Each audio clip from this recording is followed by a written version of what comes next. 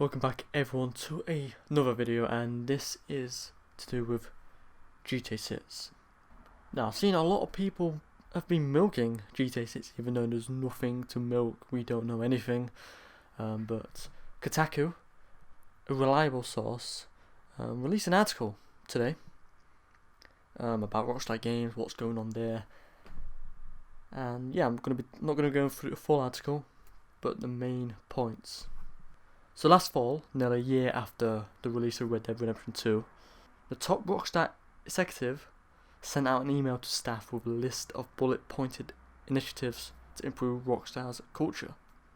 So basically in that email it just outlined some of their plans for 2020, like flexible schedules for developers at Rockstar Studios from California to the United Kingdom, management and leadership training, anonymous surveys to collect feedback from employees, regular updates on the company's future games and updates, and just better communication all around, which is something Rockstar needs to work on.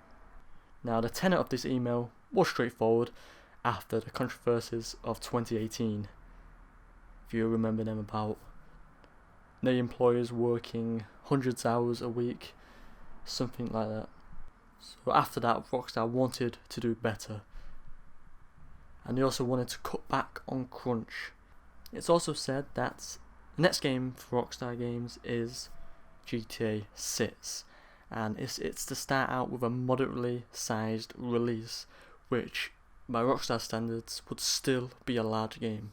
That is then expanded with regular updates over time, which may help with the stress and the crunch of everyone who worked on it. But there's also a big catch.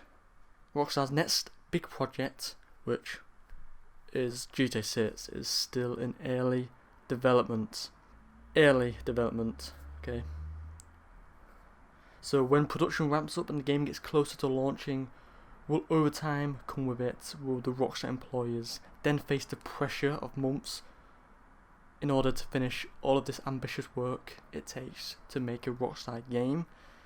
So that's the question everyone's asking. So one of the Rockstar Studios whose employees felt the most pain during development of Red Dead Redemption 2 was Rockstar Lincoln, based in the United Kingdom, which handles quality assurance testing. Now, testers at Lincoln painted a bleak picture telling stories of an atmosphere in which crunch was mandatory.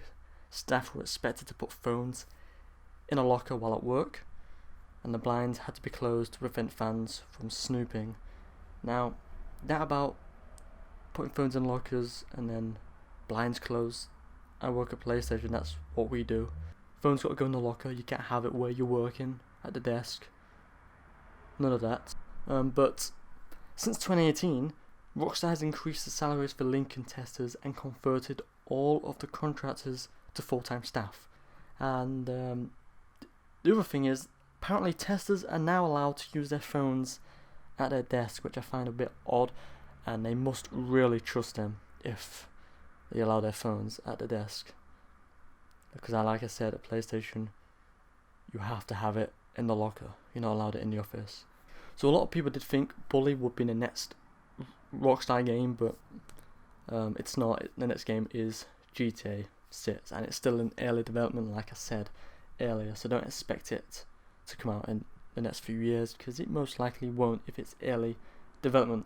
And hopefully this stops people asking for GTA 6, stops a lot of these videos going out saying, oh, a bunch of rumours which are completely nonsense, they're all fake, they're just after the views and they want people to believe them, which I don't understand why people keep watching these people who upload a lot of GTA 6 videos. It makes no sense to me. Expect GTA 6 in like quite a few years away. So